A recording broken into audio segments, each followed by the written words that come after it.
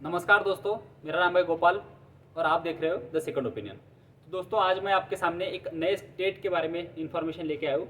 State का नाम है पंजाब। तो आपको पता है कि पंजाब में बीजेपी की पावर बहुत कम है। तो मेरा टॉपिक यही है आज कि पंजाब में बीजेपी इस बार चमत्कार करने वाली है। तो आप भी सोच रहे होंगे कि भाई अगर बीजेपी की पावर पंजाब में कुछ है ही नहीं, पिछली बार सिर्फ 2 लोकसभा मेंबर ऑफ पार्लियामेंट वहाँ से गए थे, वो भी अकाली दल के भरोसे, तो इस बार बीजेपी पंजाब में कैसे चमत्कार कर सकती है। तो ठीक है, तो दोस्तों मैं कुछ तथ्य आपके सामने रखने की कोशिश करूंगा। मैं आशा करता हूं कि आप उस चीज़ों को समझ के लोगे और मेरे अगर ओपिनियन का समर्थन करते हो तो प्लीज़ कमेंट बॉक्स में बताइए। उससे पहले प्लीज़ मेरे चैनल को लाइक, शेयर और सब्सक्राइब ज़रूर कीजिएगा। तो दोस्तों, पंजाब में लोकसभा की 13 सीट्स है। सबसे पहली इन्फॉर्मेशन ये है कि लोकसभा की पंजाब में 13 सीट्स है। उसमें से 2019 में बीजेपी की मात्र 2 सीटें आई थी, एक सनीबाजी और एक दूसरे। ठीक है, तो बीजेपी की पंजाब में मात्र 2 सीटें आई थी। 2 सीटें अकाली दल की आई थी, 8 सीटें कांग्रेस की आई थी और 1 सीटें जो अभी स्टैंड अप कॉमेडियन है अपने भगवंत सिंह मान साहब, उनकी आई थी। ठीक है, तो भगवंत सिंह मान साहब 7 बजे के बाद दुग्गल साहब तो बढ़िया माहौल में रहते, तो 1 सीट उनकी आई थी। तो वो भी बाई इलेक्शन में हार गए थे बाद में। ओके, तो दोस्तों ये चीज़ है कि पंजाब में टोटल 13 सीट्स है। उसमें से 2 बीजेपी, 1 आप आदमी, 2 अकाली दल और 8 कांग्रेस। तो इस तरह से तो अभी फिलहाल दोस्तों पंजाब में किसी के साथ अलायंस नहीं है।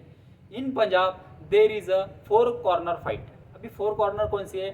तो 1 is Akali Dal, 2nd is Congress, 3rd is आम आदमी party and 4th one is BJP. ठीक है, तो दोस्तों बीजेपी ने छोटी छोटी पार्टियों के साथ गठबंधन किया है और अकाली दल की इमेज इतनी खराब हो चुकी है because of the corruption and all this issue. तो अकाली दल को हिंदुओं का या फिर सिखों का भी, जब जो गुरुमुखी सिख है जो गाँव में रहते हैं अभी भी है ना, उनका ही वोट अकाली दल को अभी मिलता है। और अकाली दल का भी अच्छे खासी वोट बैंक है जो 10, 12, 15, 20%, 15% तक जाती है। उसके बाद आती है आम आदमी पार्टी, जिसकी बम्पर मेजोरिटी के साथ अभी पंजाब में सरकार चल रही है।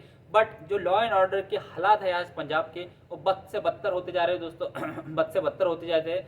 जो 1984 का पंजाब था, उस तरफ पंजाब को लेके जाने की पूरी कोशिश जो बाहरी शक्ति है, जो पाकिस्तान, ISI हमेशा ट्राई करते हैं, कनाडा से कुछ लोग ट्राई करते हैं, वही पंजाब ड्रग्स सारी चीज़ें वही हो रही है। लॉ एंड ऑर्डर पंजाब का बहुत ज़्यादा बिगड़ चुका है उसी तरफ पंजाब जाने की राह पे अभी चल रहा है।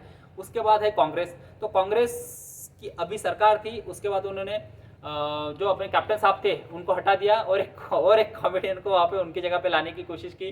तो कॉमेडियन तो नहीं आ पाए। उसके बाद चन्नी आ गए, तो चन्नी साहब हार गए और चन्नी साहब फिर कनाडा जाके बैठे और वहाँ पे अभी थेसिस लिख रहे हैं। ठीक है, तो चन्नी साहब अभी फुल अपना एंजॉय कर रहे हैं। अभी इंडिया में वापस आए क्योंकि इलेक्शन इंडिया में फिर से शुरू हो गए ना। वो अभी अपना पॉलिटिकल करियर आजमा रहे हैं पंजाब में।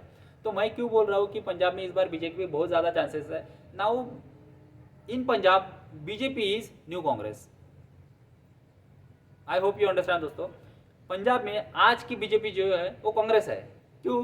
क्योंकि बीजेपी की जितने सॉरी मित्रों, बीजेपी के जितने सारे कैंडिडेट्स हैं आज वो बीजेपी के जितने भी सारे कैंडिडेट्स हैं आज वो कांग्रेस से आयत किए हुए हैं। मतलब कांग्रेस से ही उन्होंने कैंडिडेट्स लिए हैं और वही कैंडिडेट खड़े हैं। जैसे कैप्टन साहब की बीवी खुद खड़ी है, टिट्टो साहब खड़े हैं, है ना। इस तरह से अलग अलग कैंडिडेट्स जो है जो अच्छे खासे मतलब लोगों में पकड़ रखते हैं, वहाँ पे अच्छे खासे मार्जिन से जीते हैं, वो सारे कांग्रेस के लोग।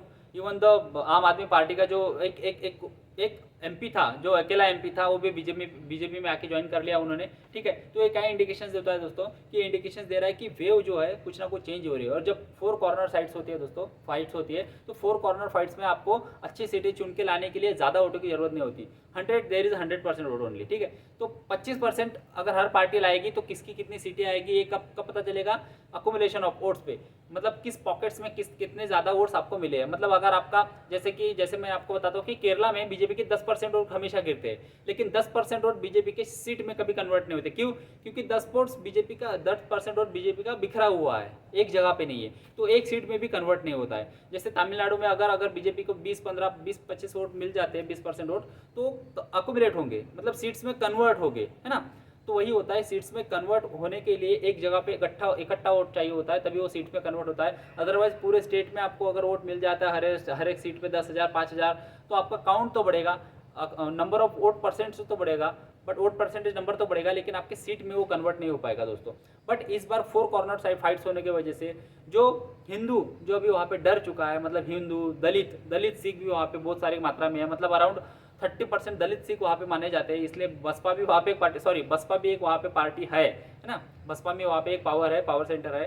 तो दलित भी वहाँ पे अराउंड 30% माने जाते हैं, 30% हिंदू एंड 30% सिख, और 10% बाकी लोग मिला के 100% पंजाब की पॉपुलेशन या डेमोग्राफी बनती है। वहाँ पे हमेशा जट सिख का बोलबाला रहा है। आज तक जितने भी मुख्यमंत्री बने हैं वो सिर्फ जट सिख ही बने हैं। पहली बार चरणजीत सिंह चन्नी को मुख्यमंत्री बनाया गया और कांग्रेस ने पूरे इंडिया में ऐसे प्रोट्रे किया कि देखो हमने एक दलित को या फिर एक SC शेड्यूल कास्ट के इंसान को या फिर लीडर को हमने मुख्यमंत्री बनाया, तो इसका फ़ायदा हमें पूरे इंडिया में मिलेगा। उसके बाद ही 4 स्टेट हार गए।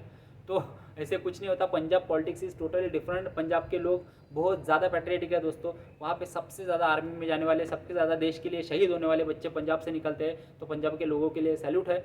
बट अभी जो पंजाब में हाल ही में फ़िलहाल माहौल चल रहा है, तो there are the other communities, वो they are in a threat, वो खुद को वल्नरेबल महसूस कर रही है, तो they might shift towards BJP. इससे पहले क्या होता था दोस्तों, BJP was not in a winning position.